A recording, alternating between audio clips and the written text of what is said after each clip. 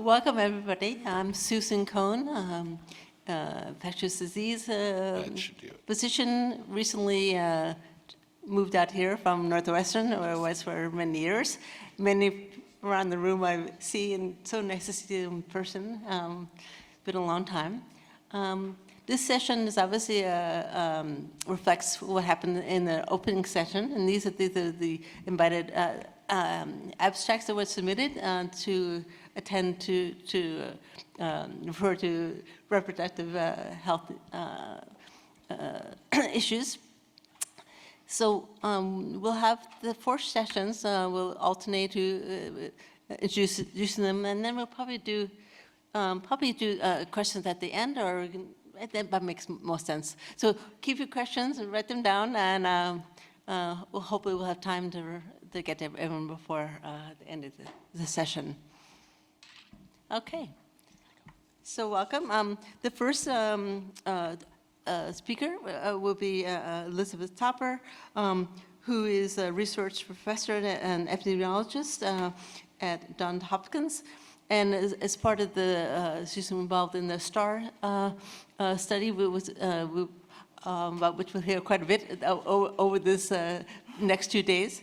And she'll be talking about the study of treatment and reproductive outcomes among women of childbearing age living with and without HIV in the southeastern U.S. So, thank you so much. Good morning, everyone. That first session was a really tough act to follow, but I'll do my best. It's my pleasure to be here and see all of you here today, and my privilege to bring the STAR study to all of you. I think we have 8 abstracts here at the meeting, so you'll be hearing a lot from us over the next 2 days. What I'm going to do this morning is give you an overview of the study and of our baseline data, and then you'll be hearing some more specifics as the meeting progresses. So this is where we are. This map, borrowed, I'll say, from AIDS View, shows the prevalence of HIV among girls and women in the U.S., with, of course, the darker colors meaning the higher prevalence, and the blue stars are the locations of our study sites. We are a 5-year study that was funded in 2019, right before COVID hit in the fall of 2019, so you all know how that goes. But I'll show you now that we are up and running some of our enrollment numbers, but wanted to highlight our study sites at Georgetown, UNC, University of Miami, Emory, and UAB, with a subsite at the University of Mississippi, with the data center at Johns Hopkins in Baltimore.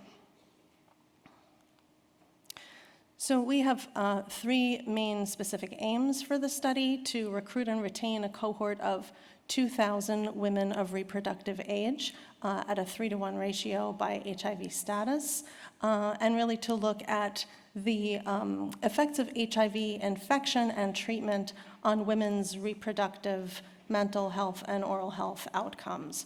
So aim 2 specifies depression, and with funding from the Dental Center, we'll be looking at the oral health of women with and without HIV.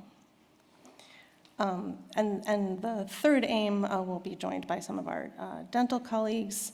And then we have additional supplemental funding to look at STI, and you'll be hearing some more about that from my colleague on the panel, Dr. Nagara, after me, as well as HPV vaccine uptake and subtype prevalence. And our overarching goal for the study is really to serve as a platform for collaborative research, and specifically to nurture early-stage investigators. So we welcome collaboration, and I too will be showing some contact information at the end of the presentation, and hope that you'll reach out and work with us. And of course, we'll be hearing from Denise Rousseau, I think tomorrow, more about the use of the study as a platform. So this is our basic study structure. So we published this in our first paper back in 2021. So we enroll women and at the sites that I noted and conduct interviews as well as physical exams and collect specimens for testing as well as for repositing. And then we see women in person at 6, 12, and 18 months post-baseline. And then with retention calls in between. And then we have what's listed here as abbreviated follow-up. So we do phone contacts at 24, 30, and 36 months. Those phone contacts are very simple, really just to keep locator information, but also to assess additional pregnancy outcomes. If the women are pregnant and or postpartum at those phone contacts, then we bring them back in for another in-person visit. So those are how the structure maps to our objectives. Some of the interview components were borrowed from the MWCCS. So for those who might be familiar with the Max-Wise Combined Cohort Study, all of our STAR study sites are also MWCCS study sites. So we have overlapping but not equivalent staffing and facilities.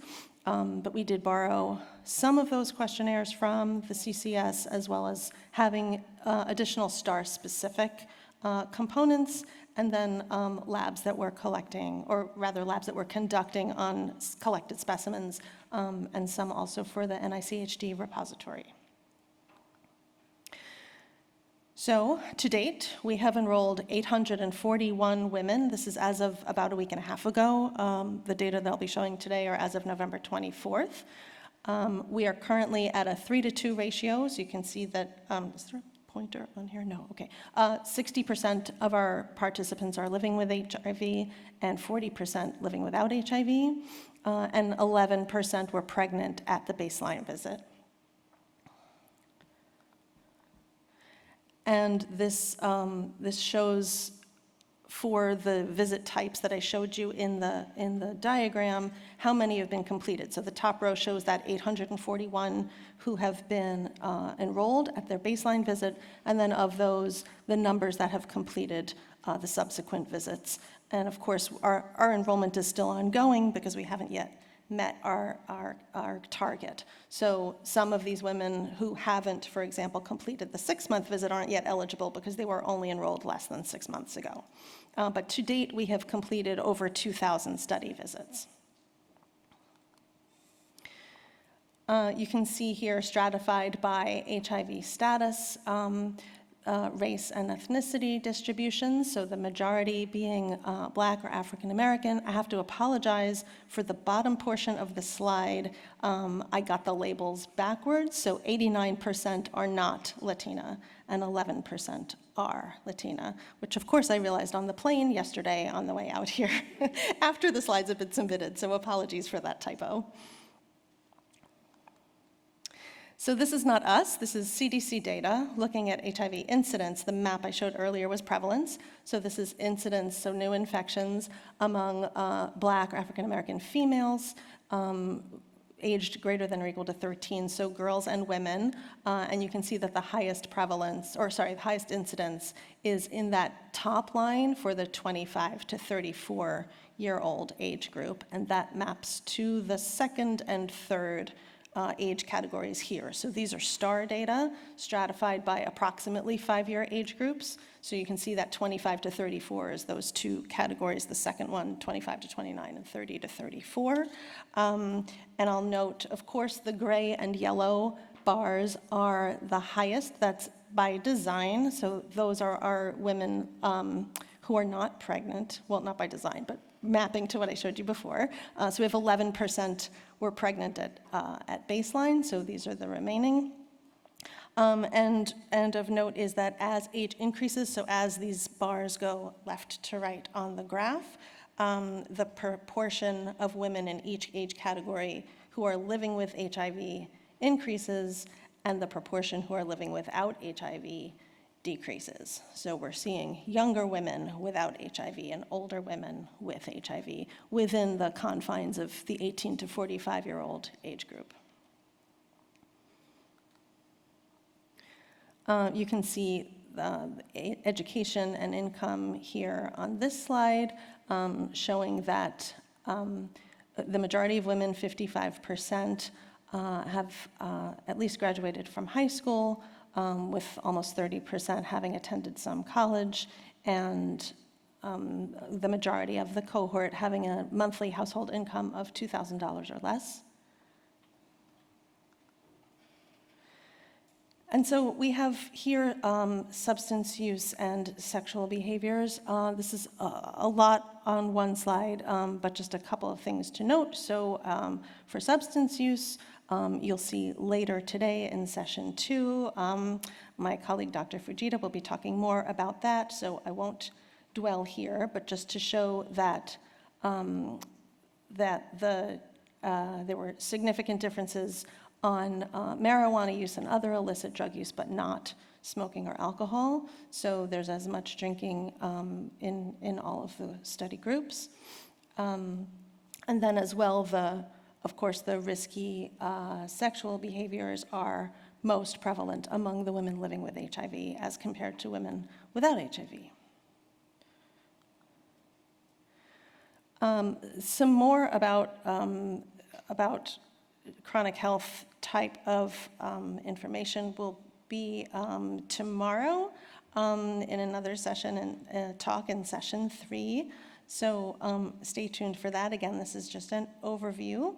And so we had highest proportion of hypertension among the women living with HIV, and very low proportions of, these are self-reported, of high cholesterol, much higher proportion of diabetes among pregnant women without HIV, but of course this could be gestational diabetes. And then I also wanted to note that we have data related to our oral health aims. So I only have one listed on this slide at the bottom, the proportion of women who saw a dentist in the past year, which was significantly lower for the pregnant women without HIV. But my colleague, Dr. Parrish, will talk more about the dental aims tomorrow during session 3.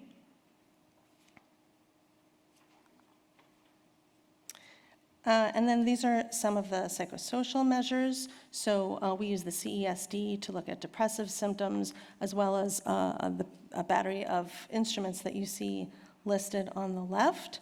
And there will be posters up by Drs. Filipovich and Dow looking at depression in the STAR cohort. So you can see more about that. And then there's a poster by Emily Cherenak on attitudes towards one's own aging. So lots more data to come from all of my colleagues who are here at the meeting. And then I wanted to show you some data on our HIV clinical measures. So you have CD4 at the top, and then followed by viral load and ART use. You'll notice there's a lot missing. So I think this is mostly related to lags in receiving lab data. So data get reported to our database in real time during a study visit, but then of course the samples are sent out, and it takes a while for sometimes for us to get those lab data back. So by the next time, hopefully I'll have an opportunity to see some of you again and present additional STAR data. You'll see some of those change. Having said that, the majority of our women, I'm glad to see, are doing well, having high CD4 counts and undetectable viral loads, with 98% of the overall cohort currently on therapy. And then on the right side and the bottom part of the table shows PrEP uptake for our women living without HIV, which is low, 10% having reported ever having used PrEP, and only 5% in the past year.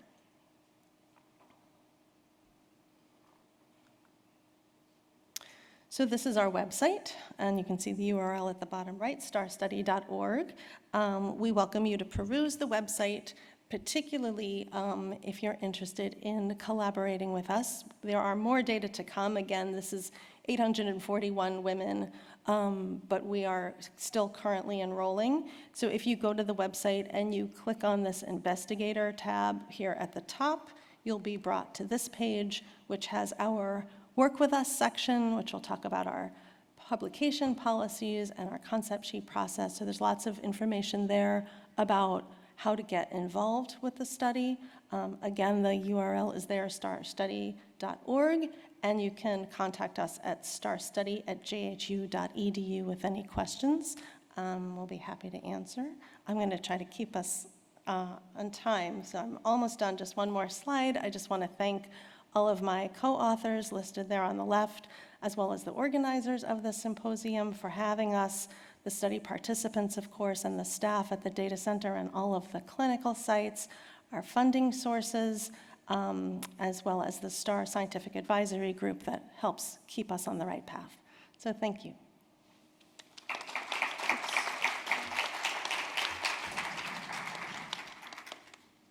Great. Thank you so much, Dr. Topper.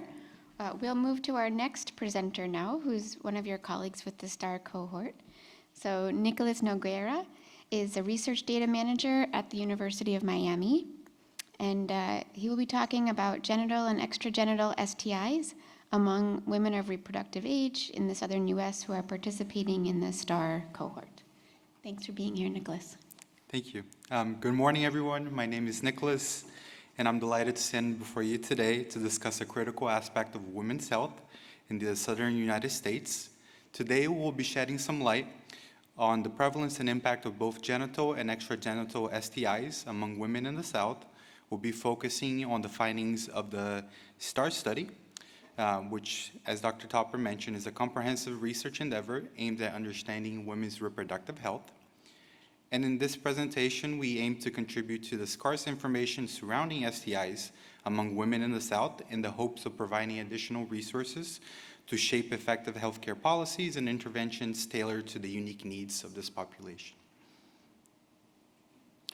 STIs remain a critical public health concern that continues to impact ethnic and racial minorities as well as young adults aged 15 to 24, as highlighted by the CDC. Despite disruptions in STI screenings due to the COVID-19 pandemic in 2020, there has been an overall increase in STI reporting by 7% from 2020 to 2021. Of particular concern are the disproportionate effects on young women, contributing to adverse reproductive health outcomes and an increased risk of HIV acquisition and transmission.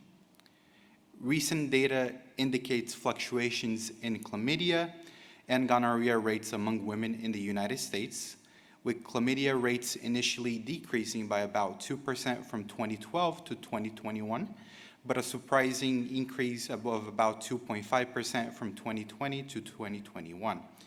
Gonorrhea rates follow a similar trend with about a 2.5% increase from 2020 to 2021, and a staggering 65% increase from 2012 to 2021. Trichomoniasis, on the other hand, is a non-notifiable sexually transmitted infection, and it shows disparities with a four-fold higher among women when compared to men, and about an 11-fold higher prevalence among non-Hispanic Black women when compared to non-Hispanic white women. In the NHANES survey that was conducted from 2013 to 2016.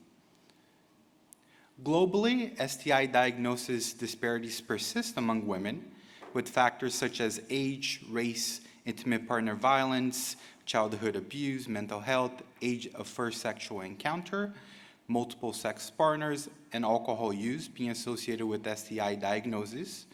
Notably, clinical discussions often prioritize the diagnosis of genital STIs, with CDC guidelines recommending annual testing for urogenital chlamydia and gonorrhea in sexually active women under 25 and in older women with specific risk factors. Trichomoniasis screening, however, is reserved for women in high prevalence settings or those engaged in high-risk behaviors. Despite guidelines advocating for regular STI testing for persons living with HIV, numerous studies report low screening rates, revealing potential missed opportunities for treatment. And as we navigate these complex patterns, it becomes increasingly crucial to address the multifaceted challenges surrounding STIs, ensuring comprehensive and targeted strategies for women for prevention, diagnosis, and care. For the sake of brevity, this table is actually a shorter version of a table described in a systematic review by Chen et al., and it only includes recent studies conducted in the US. The table shows prevalence of genital and extragenital gonorrhea and chlamydia among women. According to the CDC, routine testing for extragenital STIs, such as rectal and oropharyngeal chlamydia and gonorrhea, is not currently recommended. However, the story takes a different turn when we consider the extensive documentation for extragenital STIs among men who have sex with men, where rectal infections have been found to independently increase risk of HIV acquisition. Surprisingly, a significant gap exists in research when it comes to the prevalence and transmission of rectal gonorrhea and chlamydia in women. In a study focusing on women reporting receptive anal intercourse, 27% of participants tested positive for rectal infections. Other studies have revealed that rectal infections are similarly prevalent among women who do not report receptive anal intercourse, highlighting the necessity for routine rectal screening as part of STI and HIV prevention in women. Prevalence of oropharyngeal STIs among women, which is normally asymptomatic, is far less known. This becomes crucial as these infections can carry implications for disease burden due to transmission between infection sites and the potential development of antimicrobial resistance in the oral pharynx. And amidst significant progress in understanding STIs and their impact on women's reproductive health, there's still much we don't know, particularly in the South. This region grapples with crucial gaps in knowledge regarding the underlying mechanisms of genital and extragenital disparities in women. When we zoom into those regional disparities, the southern US emerges as a focal point. Here, a complex interplay of social, economic, and behavioral factors contribute to a disproportionate high burden of STIs and HIV. In 2021, the South recorded the highest rates of chlamydia and gonorrhea compared to other regions, alongside of accounting for 52% of new HIV infections. If you turn your attention to these figures presented here, you can see that the incidence of HIV, chlamydia, and gonorrhea in 2021 are much higher in states that are located in the South. In addition, women's health is a domain where representation in clinical research is often lacking, particularly when it comes to understanding STIs. This becomes even more pronounced when we consider the intricate intersections between sex and race. In the realm of HIV acquisition, a stark reality unfolds. In 2019, women aged 25 to 34 and 35 to 44 bore the highest number of new HIV diagnoses, with about 54% of these new diagnoses occurring in women identifying as Black or African American, underscoring once again the urgency of addressing these specific challenges faced by women in the context of STIs and HIV. The risks that women face in relation to HIV are often multifaceted, encompassing behavioral, biological, and host-related factors. These include elements such as condom use, douching practices, host mucosal microenvironment, hormonal influences, genital microbiome composition, amongst others. STIs in particular act as a significant contributor to the heightened HIV risk, triggering an elevated pro-inflammatory cytokine response that can compromise the epithelial barrier. Notably, concomitant gonorrhea and chlamydia, as well as chlamydia alone, have been associated with an increased risk of HIV mother-to-child transmission. So to address this whole gap in knowledge, our study aims to describe the prevalence of genital chlamydia, gonorrhea, and trichomoniasis, alongside extragenital gonorrhea and chlamydia in the South among reproductive age women living with HIV or at risk for HIV. Our second aim involves a detailed examination of factors associated with STIs and comparing these groups by HIV status.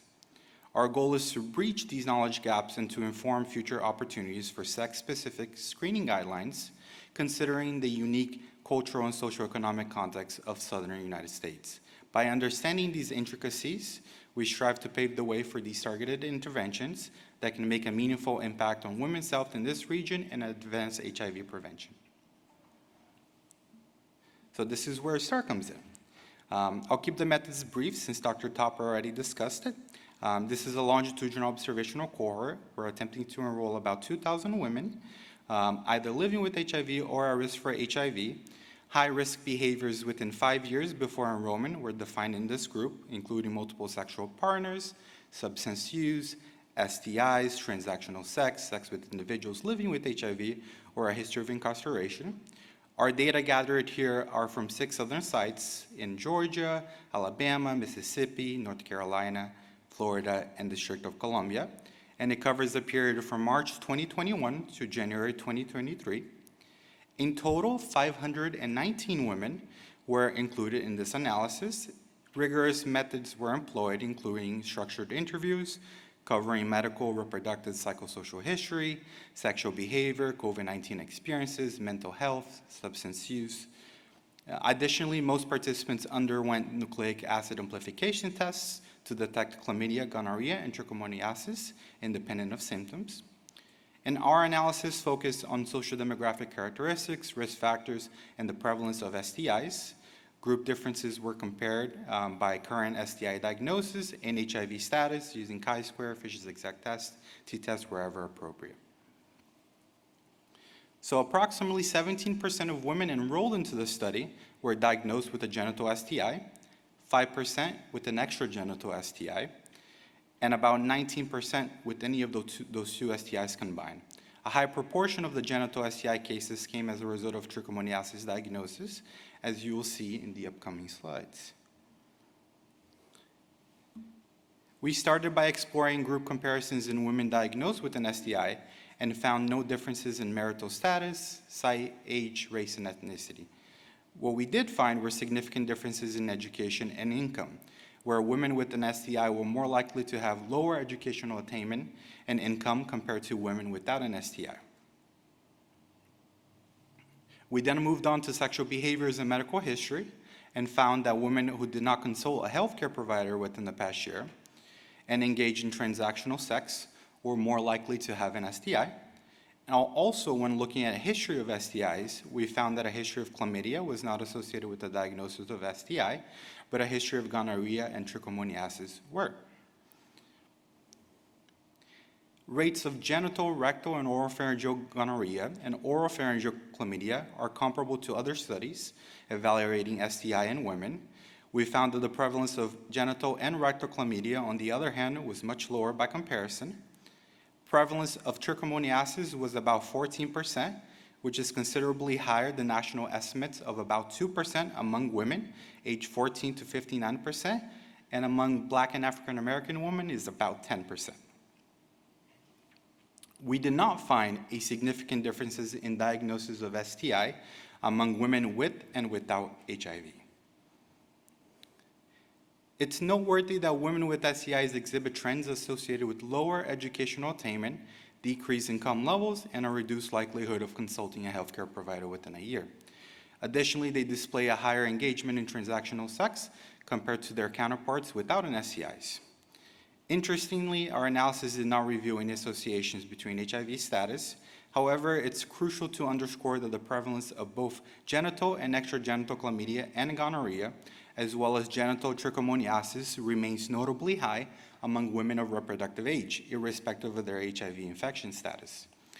With a changing epidemiological landscape in STIs, the implications of women's reproductive health and HIV transmission highlight the importance of an ongoing report on STIs and extragenital STI testing for women with or vulnerable to HIV infection. In conclusion, this analysis has been guided to shed light on factors influencing STI diagnosis while considering risk behaviors. However, there's ample room for future enhancement. Beyond this cross-sectional analysis, uncovering longitudinal trends in STI prevalence with the potential inclusion of additional factors may lead to a more comprehensive understanding on the topic. In addition, analysis involving pregnant women present a critical opportunity to understand the nuanced dynamics influencing STI diagnosis during pregnancy. Looking ahead, the horizon is rich with potential ideas. As an ESI, my interest involves in applying to a potential MD, PhD program and extending this analytical lens when considering the integration of novel methodologies, innovative technologies, and collaborative interdisciplinary approaches to elevate our understanding in this topic. Thank you very much to the symposium organizers and the planning committee for inviting me, and all the STAR study PIs and project directors for their collaborative efforts and dedication to advancing women's reproductive health. Special thanks to the University of Miami and the Center for AIDS Research for providing resources, and the NIH for the financial support and resources that made the study possible. And lastly, a sincere thank you to all the participants whose generous sharing of experiences made the study meaningful, and to the dedicated Miami team for their hard work, passion, and commitment to the success of the project. Thank you, guys.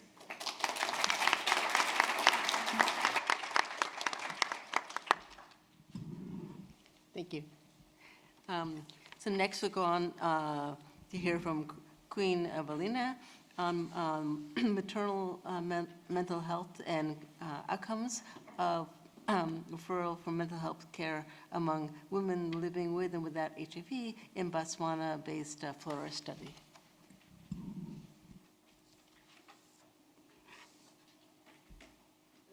Give me a second to get set up. Unfortunately, I'm quite a bit shorter than my previous presenter, but hopefully it works out. Oop.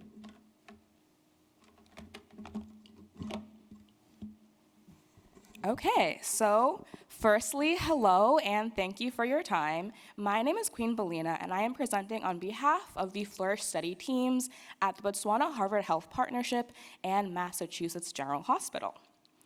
I wish to thank the conference organizers for providing me with this opportunity as my first oral presentation.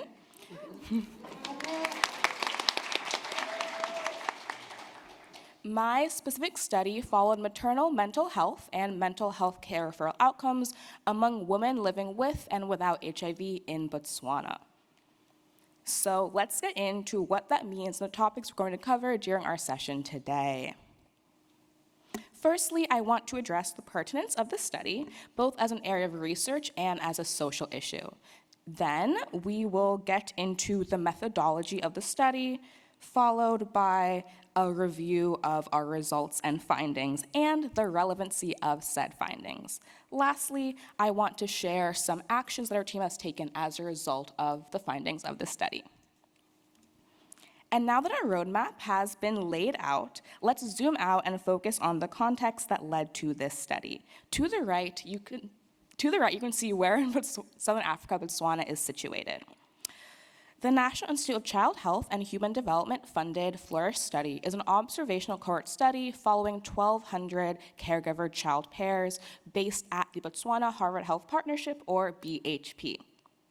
BHP has been conducting maternal child health research for nearly 20 years and has recruited pregnant women living with HIV and followed the mothers and their children for up to 3 years after the birth of the child. Okay, so this has created a great range in the ages of mothers living with HIV who are participants in our study. More recently, BHP studies have also recruited pregnant women living without HIV to serve as a comparator group. BHP has also maintained a key database of mother-child pairs who participated in prior studies, which has allowed Flourish to re-recruit pairs. In addition, since Flourish opened to accrual in April of 2021, we have also been recruiting pregnant women living both with and without HIV, and therefore mothers in the Flourish study have children ranging in age from newborns to 19-year-olds. So in terms of the HIV epidemic in Botswana, it has the fourth highest HIV prevalence rate in the world, with 21% of adults ages 15 to 49 living with HIV. Yet Botswana has been swift to ensure rapid scale-up of antiretroviral treatment. It was one of the earliest countries to reach 95-95-95 targets, and this means the vast majority of adults living in the country, particularly pregnant women, are on treatment and virally suppressed. The Flourish study follows the long-term health outcomes of children who are HIV exposed but uninfected. And the study also affords us opportunity to follow parenting women living with and without HIV, as 96% of caregivers in the Flourish study are the biological mother of the child.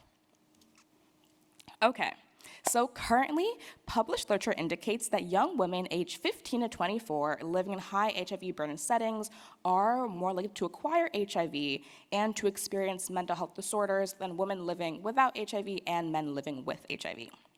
These women are also at increased risk for stigma and discrimination, and existing research has demonstrated a positive association between HIV, depression, and poverty markers like food insecurity in other regions of the world. And although it is known that chronic and stigmatized health conditions such as HIV can impact mental health, thus far, most research into the symptoms of anxiety and depression has not focused on high HIV burden settings. Because Flourish collects sociodemographic data on study participants through in-person study visits and quarterly calls, it gave the opportunity to explore mental health among our parenting Flourish mothers.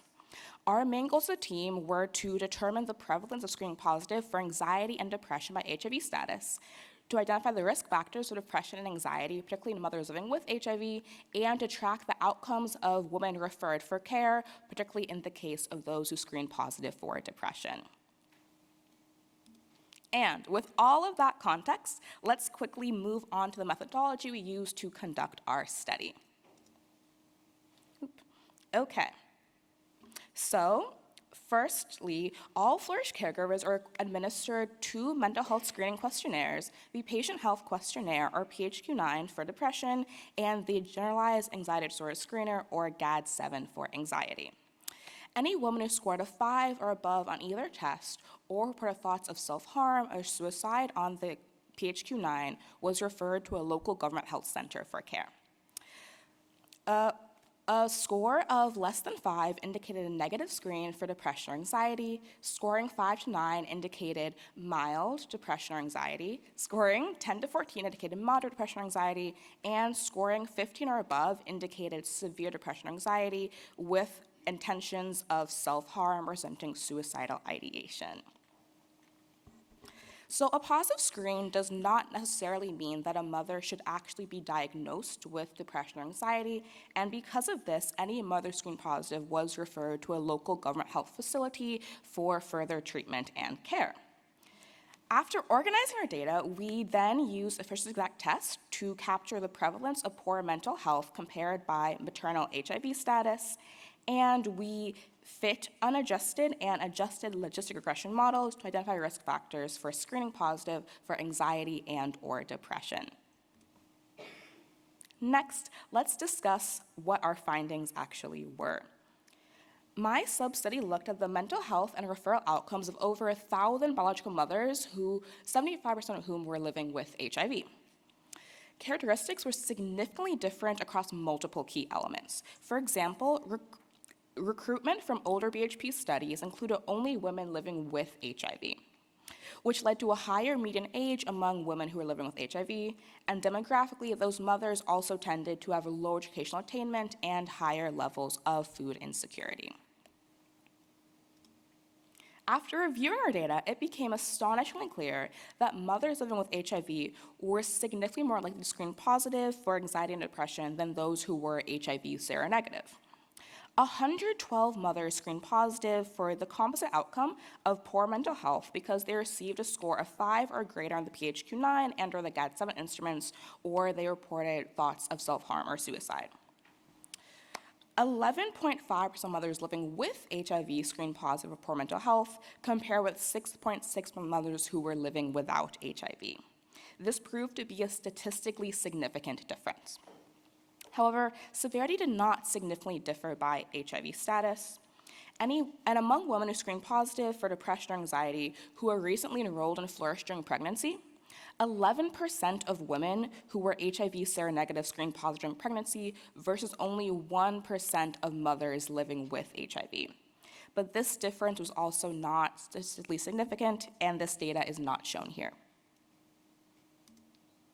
In the unadjusted model, living with HIV was significantly associated with poor mental health, as was food insecurity.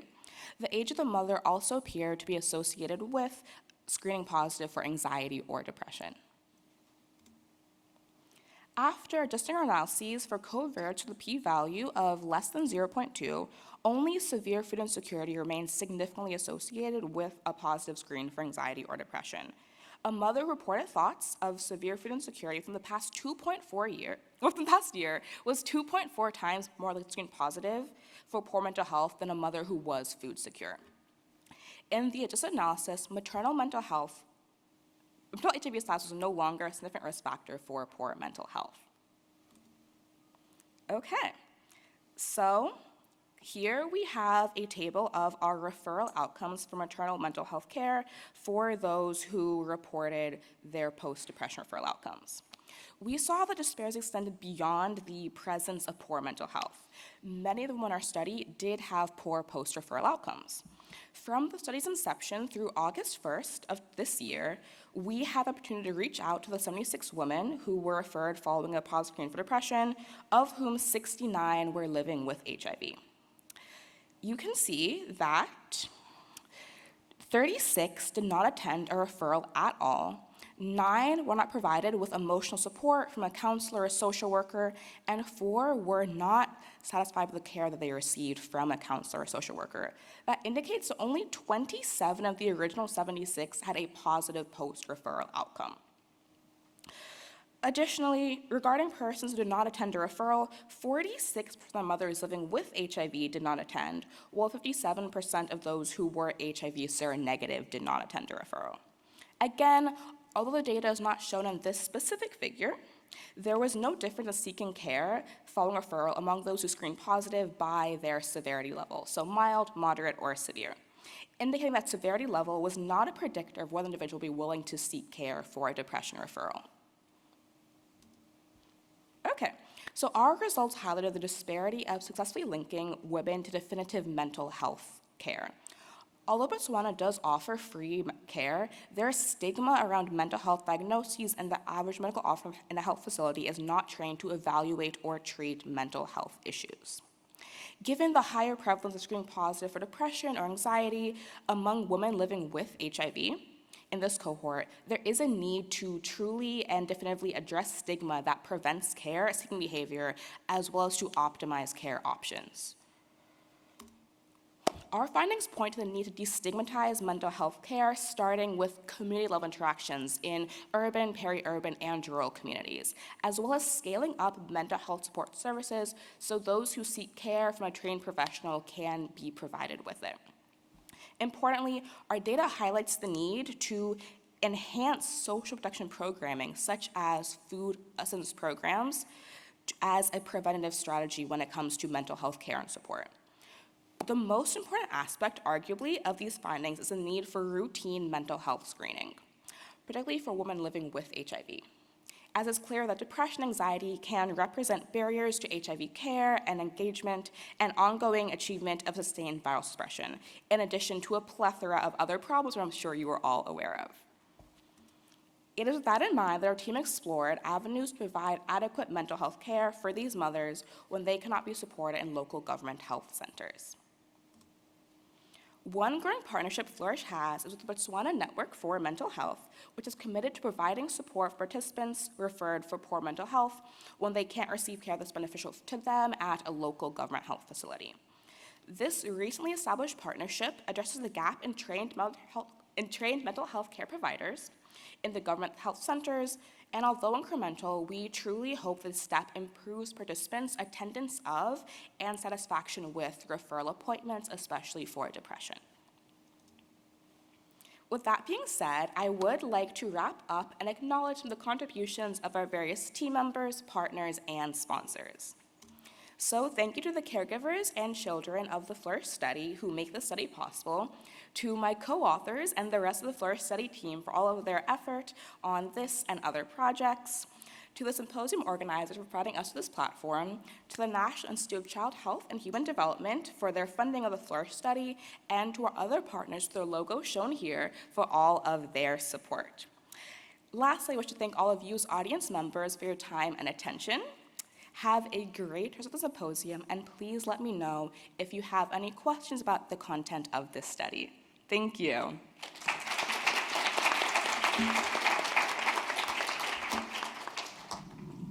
Well, that was a great presentation, Queen. Let's move on to our last abstract for this session, which will be by Shay Ishihunwa, who is a postdoctoral fellow at the University of Alabama at Birmingham. And Shay will talk to us about her study, which is entitled Exploring Preferences for Long-Acting Injectable PrEP Among Postpartum Women Living in KwaZulu-Natal Province, South Africa. Thank you all. Good morning. It's nice to be with everyone this morning. Yeah, so I'll be presenting our pilot project, Exploring Preferences for Long-Acting Injectable PrEP Among Postpartum Women Living in KwaZulu-Natal Province in South Africa. So just a brief background of HIV among postpartum women in South Africa. So there's a high burden of HIV infection among women of reproductive age, and nearly 1/4 of women of reproductive age actually living with HIV in South Africa. And the risk of acquiring this HIV increases during the pregnancy and postpartum period compared to the non-pregnancy period. And studies have found incidence of HIV among postpartum women to range from 2.7 to 4.3 per 100 women years. And also, acute infection, as we all know, during the pregnancy and postpartum period is associated with high risk of perinatal transmission.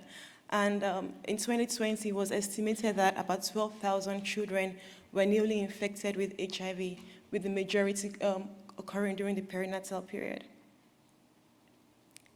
So these are some of the factors that have been shown to be associated with the increased risk of HIV during pregnancy and postpartum period. We have biological changes, younger age, increased condomless sex, unknown partner status, and increased risk of STI acquisition are some of the factors that have made women to be much more susceptible to acquiring HIV during pregnancy and postpartum period. So oral PrEP is safe and highly effective. However, implementation, particularly for postpartum women in South Africa, has been very slow.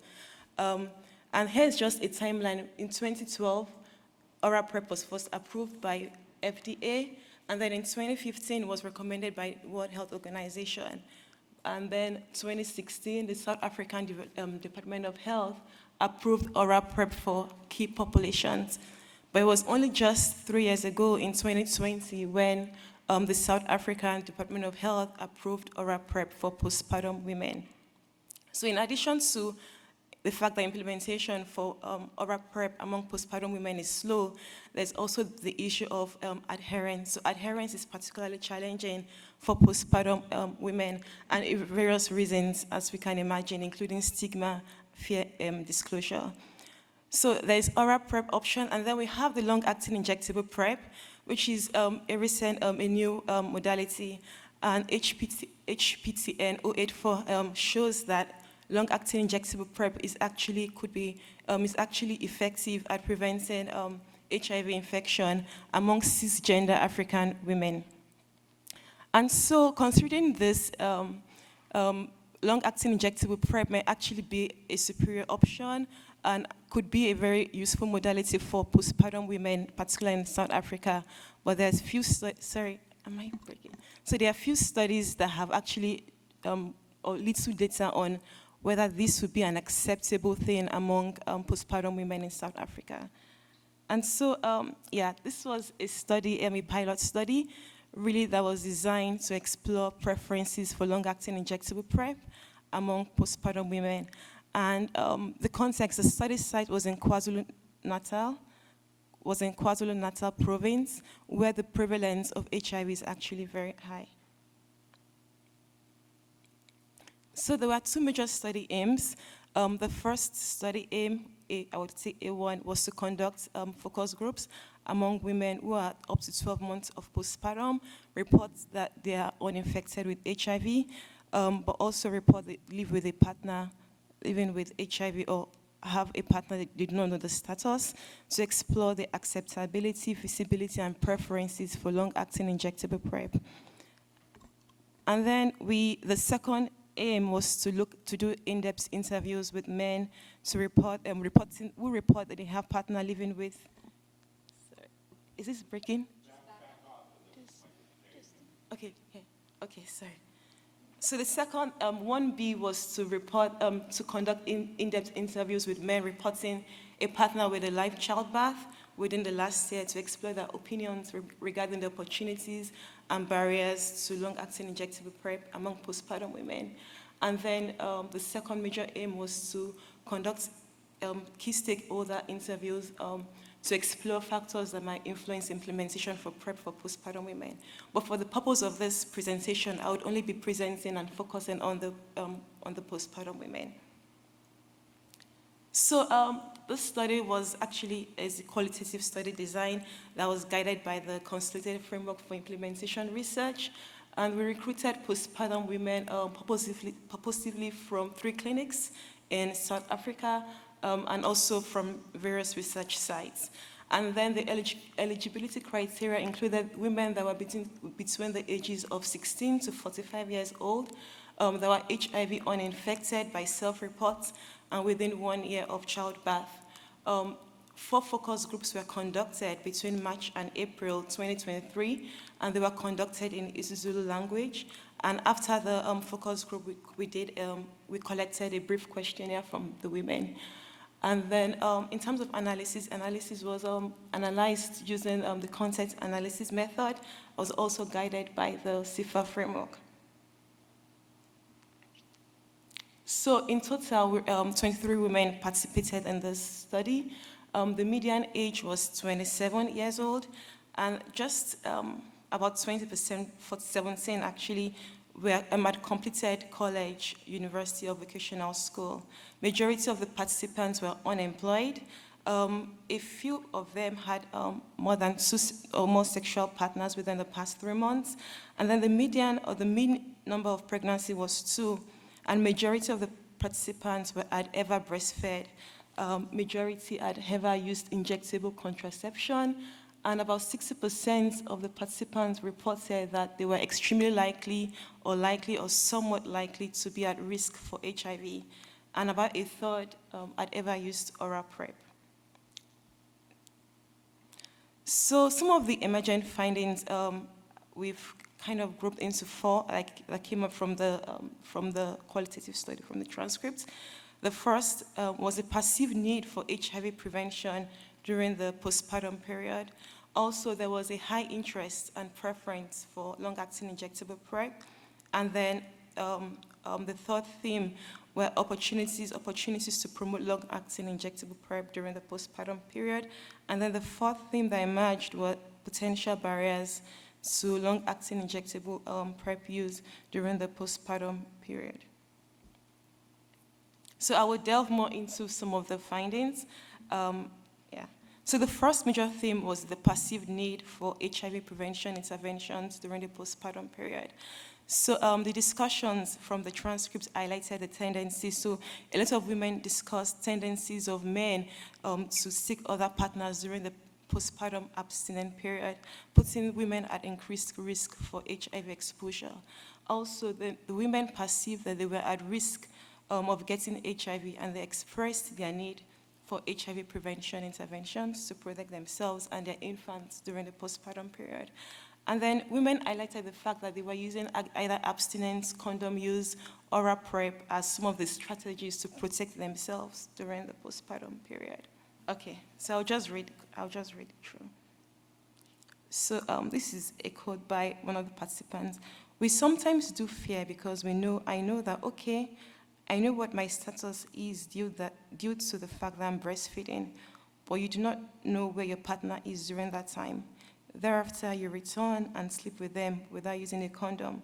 So you get that fear that maybe your child is feeding on dirt, fear of getting infected during the postpartum or breastfeeding." Another participant said this: "I am very worried. I know that a man may get scared, but he can also be controlled by emotions, like P5 said, that there is a time you have to stay without sex, and he may get tempted as a man to a wrong person and not having any protection. What worries me is that a person will infect you with HIV, and you have an infant and breastfeeding while you don't know that you have been infected and all that. So these are some of the quotes that I highlight the fact that there was this perceived risk of acquiring HIV during the postpartum period. So the other theme that emerged was the fact that there was high interest and preference for long-acting injectable PrEP. So majority of the women voiced concerns with oral PrEP use during the postpartum period, including the fact that frequent clinic visits, side effects, then forgetting to take pills, and the fact that oral PrEP looks like HIV and the stigma associated with using ARVs, also stigma from healthcare workers, and then polypharmacy. Also, women expressed that they would definitely prefer injectable PrEP over oral PrEP due to its perceived ease of use, so less frequent visits and less stigma. Also, the fact that it will stay in their body longer, so longer duration of action. Also, it offers them more discretion, more privacy, and then the fact that it would work, it would prevent them from getting HIV. Okay, so I think I'll read this too. Let me see if it works. Okay. I think what makes it hard for taking PrEP is that a child is a full-time job, and you end up focusing more on your child and forget. This is another participant that said this. I think that an injection is much better than a pill because you have to take a pill every day and you might forget, and it's better for injection since you always have a scheduled day to get that injection, so it's easier than a pill. And someone said this, yes, it will be accepted because a majority of the community cannot know what you are going to the clinic for. And then the third theme that emerged were the opportunities to promote long-acting injectable PrEP during the postpartum period. So women suggested that mobile clinics, incentives, and integrating the delivery of injectable PrEP with child immunization, family planning, or postnatal clinics could facilitate its use. And then a lot of women suggested that both community and clinic settings as places where they would like to get more information about injectable PrEP. And then women also suggested the use of pamphlets in waiting rooms and the use of social media as strategies to promote long-acting injectable PrEP among postpartum women. And yeah, I have some quotes from some of the participants. I will read this. It would be easy if I took it at a clinic when I take the baby for immunizations. When I take the baby, I would also take PrEP where they will measure the days until I come again for the baby's immunization. One other participant said this. I think clinics are better. I mean, if they provide mobile clinics, so it would be closer for people and make PrEP available in mobiles. Okay. So the last emergent theme that emerged were potential barriers to PrEP, injectable PrEP during the postpartum period. Women mentioned some potential barriers to injectable PrEP use during the postpartum period, including low knowledge, cost, stock out, so if they go to the clinic and it's not available, distance, far distance, or transportation problems, also side effects to themselves, and then there were concerns about safety to the baby while breastfeeding. And these are just some of the quotes. I will read this too. There will be questions regarding how you would now get injected with this injection. You would ask yourself if it would make you gain weight. Will it make you slimmer, or would it make you bleed, just like the prevention injection? And then here is another quote from someone else. What could be a challenge is that they ensure that PrEP is always there, because it might happen that I have a scheduled date to get an injection for PrEP, and a child is there for immunization. I get there, they say there's immunization for a child, but your injection is not available, you see? And lastly, someone said this, no, I would rather get infected with HIV and get treatment for free. I will not be interested because I know my financial capacity, which will stop me because I know that I won't be able to pay for it. So in conclusion, women of reproductive age in South Africa remain vulnerable to acquiring HIV infection, particularly during the postpartum period. there's a need for HIV prevention modality choice among postpartum women.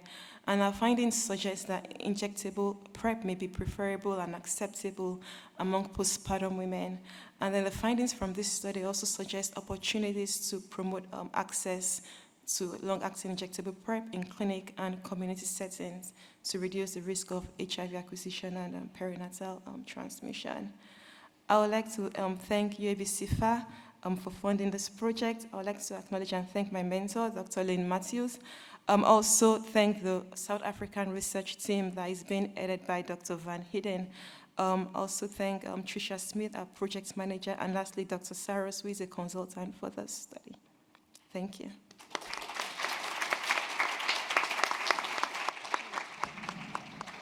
Great. Thanks so much, Shay, and thanks to all of our speakers for tremendous talks. We have about 10 minutes for questions, so please head to one of the microphones if you have a question.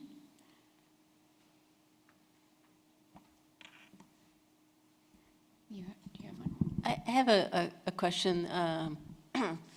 Shay, did you say that long-acting is actually approved in, you mentioned that the oral medication for PrEP back in 2020, but what about the long-acting? Is it available? Is it even, if so, how much cost is it to the patient if it's not available, not covered? Thank you. So oral PrEP has been approved in 2020, and I think, and the injectable PrEP is still under consideration, and it's, I would say, if not approved, almost in the leeway, but it's still like for research purposes. Right. It's not like available yet in the clinic for, maybe Dr. Efron can help me. If someone really wanted that, how much would it cost to the patient? Yes, okay. So through various programs, including the Mosaic Project, which has a protocol called Catalyst that's about to begin rolling out, injectable cabotegravir will become available in 4 or 5 African countries. It's approved in numerous ones. I believe it's approved by South Africa. It's also approved in cabotegravir and the diprivorine ring, which we haven't talked about, are approved in numerous African countries. Yes, but it's not necessarily available now. Like, it's still for research purpose. Like, it's not available to buy. Yeah. Thank you, Dr. Efron. Thanks. My question is for Queen, but first I want to congratulate you for giving an absolutely brilliant first ever talk. My question is about what definition was used for food insecurity. I thought that was an impressive finding, that it was such a big determinant of depression.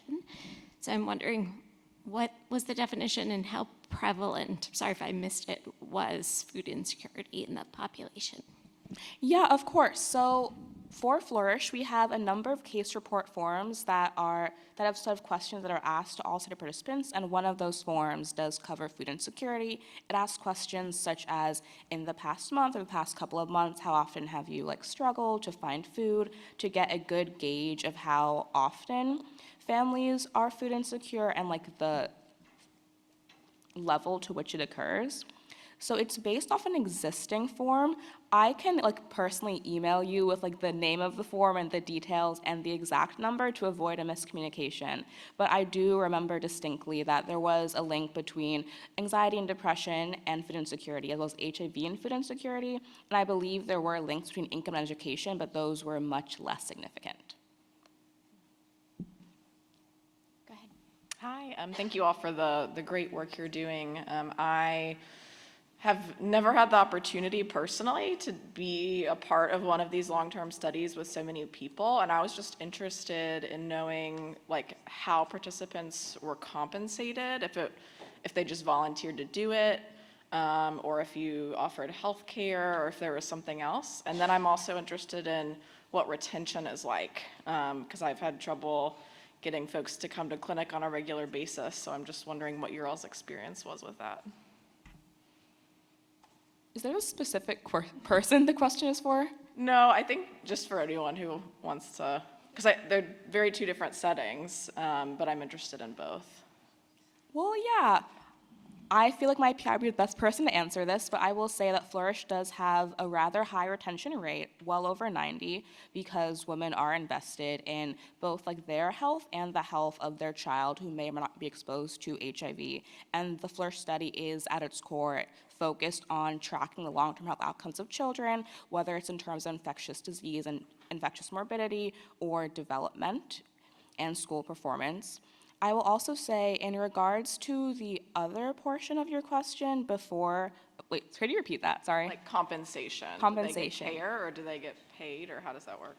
I believe that trips to the clinic and any costs that might be incurred to the clinic are covered, but most visits are done most calls occur over the phone to reach the widest number of people, and it's a limited set of mothers who will have in-person quarterly visits.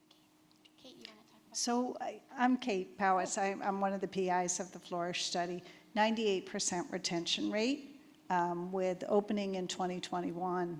And we do compensate the caregiver and the child both for attendance at the entry visit and at one follow-up visit. We do quarterly phone calls where we do not contact them, but where we do not compensate them, but they've been highly engaged, and it's a unique environment. And I think because we've re-recruited from initial Botswana-Harvard partnership studies, there's this, we're in this together. Our community advisory board is very helpful. And we've also been able, where families are struggling with issues, to provide mental health, to do other things, so there's a vested interest. Although it's an observational study, we're doing a little bit of interventional work on the side that I think keeps people very engaged. Thank you. Thank you for that. I'll just weigh in on behalf of STAR and other similar cohort studies that I'm involved with, like the MaxWise, which I mentioned earlier. The first part of your question was about compensation. We do compensate for people's time, and which allows them to, get what they need in order to get to the clinic, be it transportation or childcare. We don't directly pay for that, but that acknowledgement of, the time spent can help with those things. I know that there are other studies that do directly offer things like bus vouchers and childcare compensation. We do think about things in these large cohort studies like the level of compensation being comparable to what other studies in a similar area are doing. So the level of compensation at one study site might not be the same as it is at another study site, but it's consistent with that geographic area and what's, not so large as to be considered coercive for participation, for example, particularly when you're studying hard-to-reach populations. So I just wanted to throw that in. Thank you. You're welcome. Hi, amazing presentations, everyone. I have a question for either Elizabeth or Nicholas in regards to the STAR study. Nicholas, I know you mentioned collecting data on rectal chlamydia, rectal gonorrhea, but I was also thinking about whether there has been any attempt to also collect data on instances of rectal HPV for women living with HIV. From what I've seen, it seems that a lot of the research surrounding rectal HPV and anal cancer has been mostly focused on men who have sex with men. And even though the rates are high amongst women living with HIV, there's no set screening guidelines, and the research has been pretty limited for that population. So I was wanting to get your take on that and whether that's been addressed with the STAR study. Thank you. Yeah, we're actually collecting data on HPV.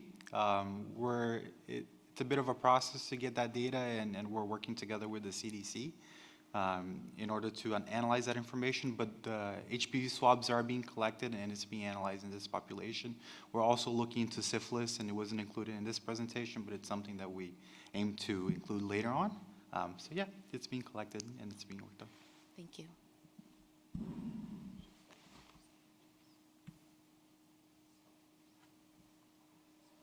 Okay, any more questions from the audience? I'll just wrap up with one quick question for Shay, which I was just wondering, as you were talking, if you have or plan to collect data from providers. So it sounds like, injectable PrEP would be very acceptable for women and it's something they would like. But have you talked to providers, or do you have plans to talk with providers to find out about how they would support that and prescribe it?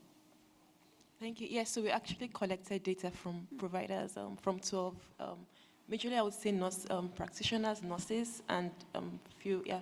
So, and it's some of the, we've not analyzed from providers, but from the few that we've said, like reviewing, it's something that they actually feel would be much more, yeah, it would be it's needful for the postpartum women.